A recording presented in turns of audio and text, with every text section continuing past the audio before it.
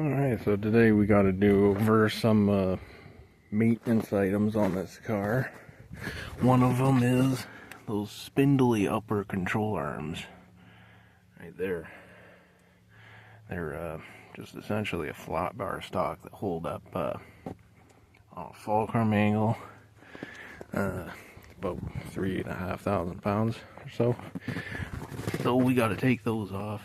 Weld a bit of a fin to them to reinforce the center portion so that they are less likely to bend. And we got the battery inspection going on here.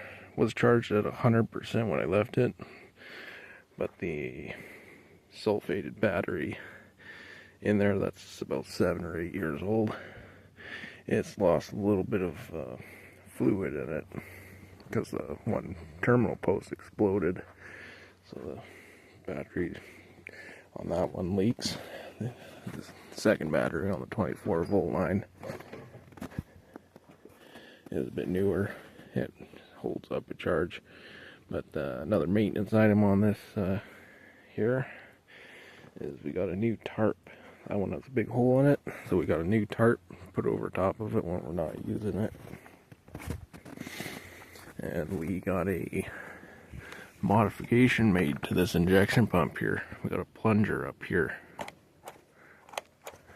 and that's the start assist for when the injection pump is really cold. The lever inside of it sticks, so push that down while it's while the start solenoid's energized. Push that down just to make sure it's unstuck, and then it just starts right up. But anyways, we got this jack all here. Gonna jack up the front bumper. We got the parking brake cable modified so that it has a heavier duty cable clamps for the added weight of the vehicle. So the OEM clamps, those thin sheet metal ones, they're known for braking. So we got some sheet metal C-clip cable clamps that are a lot heavier duty. So the parking brake cable's engaged, and we just got to jack this up a fair bit just to get a bit of tension off of at least one of those two upper rods. And then once we get the jack stands and everything out from under it and all that, we got a strip of 3/16 welded to the bottom side of that skinny stick on each side. And we're waiting for second battery on the 24 volt to charge up. We got the new tarp over top of the engine. The other side of that's welded up. And that just about marks off the end of the maintenance updates for this mobile shipping crate for that nice 3208T reman. It's got a nice set of those stainless Wagner rods in it, or whatever they are. It's fancy stainless shiny alloy with the 12-point bolts and everything. It's not the OEM cast iron crank either in it.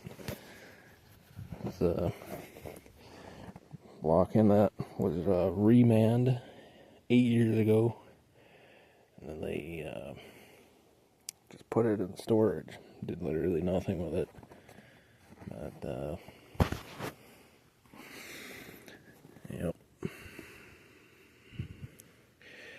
Crank and crank and crank and never start, because it always needed ether. Because it's a 3208T reman with that 12 or 13 to 1 compression ratio.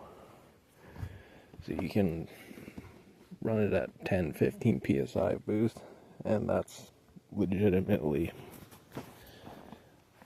a low idle low idle. 400 horses, what they idle at the low end, pulling whatever, 50,000 pounds or whatever. But naturally aspirated, if per se this thing undocumentedly was definitely driving around in the snow in first, second gear. First is low, second is actually first. It definitely makes rooster tails off of all the tires once it's warmed up, but when it's cold, this thing's limited to like 30 horsepower or something like that because of diesel fluid burning, right? But that's a diesel thing. Once it gets hot, it just goes. And then it gets too hot. There's this tiny little radiator. It's just, good enough for a little idle test stand. And you even put it back together